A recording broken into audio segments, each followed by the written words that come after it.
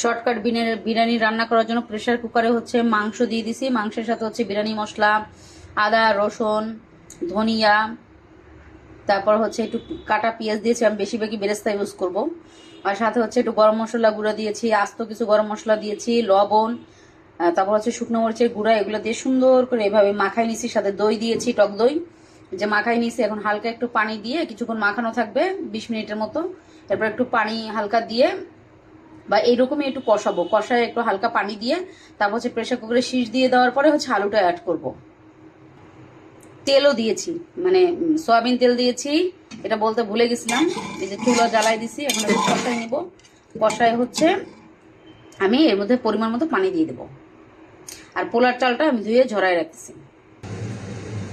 Pressure কুকারে হচ্ছে city দেওয়ার পর হচ্ছে মাংসের মধ্যে আবার আলুগুলো অ্যাড করে দিছি, এটা দেখাতে মনে নেই। এটা প্রেসার কুকার হচ্ছে চলতেছে। এখানে হচ্ছে আমি পোলার চালটা হচ্ছে এভাবে ভিজায় রাখছি, 15 মিনিটের মতো ভিজায় রাখবো। যেহেতু প্রেসার কুকারে বেশি পানি দিব না এবং মাত্র সিটি দিব একটা পোলার চাল দেওয়ার পরে, মাংসটাকে সিদ্ধ হোক, এরপর পোলার চালটা হচ্ছে আমি এর সাথে অ্যাড করবো। যে পোলার চালটা ভিজায় রাখছি, সুন্দর করে ধুয়ে সুন্দর করে ভিজায় রাখছি, যাতে মানে চালটা সফট হয়ে যাবে আর আমার হচ্ছে বিরিয়ানি রান্না করতে সুবিধা হবে। এটা একদমই শর্টকাট, মানে আমি মাংস খুবই অল্প দিয়েছি, কারণ মানুষ তাড়াহুড়ো করে একটা বিরিয়ানি হয় না যে আধা ঘন্টার মধ্যে আমার হয়ে যাবে রান্না বা 20 মিনিটের মধ্যে, মানে ওইরকম একটা বিরিয়ানি রান্না হচ্ছে। এই যে প্রেসার কুকারে সিটি দিবে,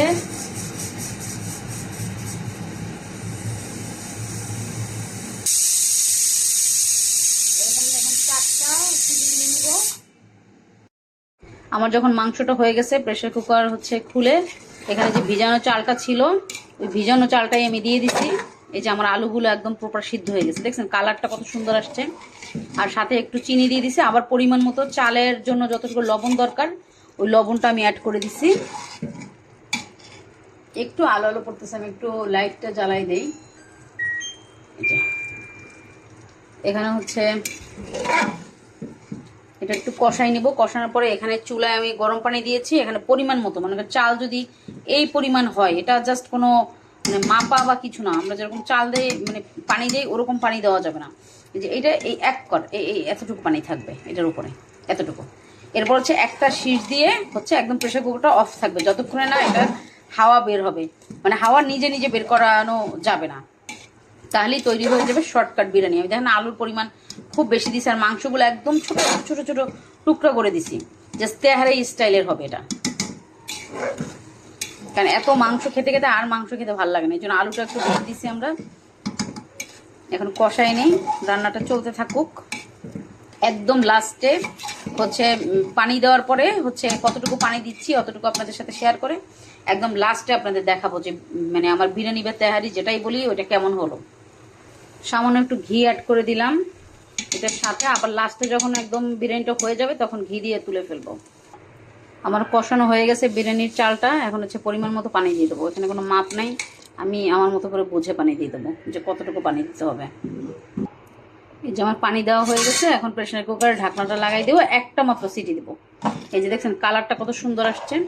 এই যে পানিটা কতটুকু দিচ্ছি আপনারা নিজেরা বুঝে নেন, চালের অনুযায়ী হচ্ছে এতটুকু পানি দিচ্ছি। ওকে, তাহলে ঢাকনাটা লাগাই দিই। হয়ে গেছে, এই যে কোনো শীষ দিচ্ছে না, এখন এটা খুলে ফেলবো। হাত দিয়ে করতেছি তো, এই যে হয়ে গেছে। কি সুন্দর একটা কালার আসছে। প্রেসার কুকারে এভাবে বিরিয়ানি রান্না করতে আসলে মজা আছে, দেখেন মাশাআল্লাহ। এই যে আমি আপনাদের সামনেই নাড়তেছি, ব্লার হয়ে যাচ্ছে, মানে ধোয়া বেরোচ্ছে তো ব্লার হয়ে যাচ্ছে। একদম ঝরঝরা একটা বিরিয়ানি হয়ে গেছে। প্রেসার কুকারে এভাবে কারা কারা আসলে রান্না করে খান বাসায় জানাবেন।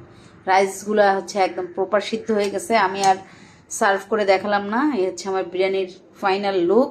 কেমন হয়েছে অবশ্যই জানাবেন। আর ভিডিওটা দেখার জন্য অনেক অনেক ধন্যবাদ সবাইকে। আর যারা যারা চান শর্টকাট বিরিয়ানি রান্না করবেন তারা আমার মতো এভাবে রান্না করে নেবেন। ধন্যবাদ সবাইকে।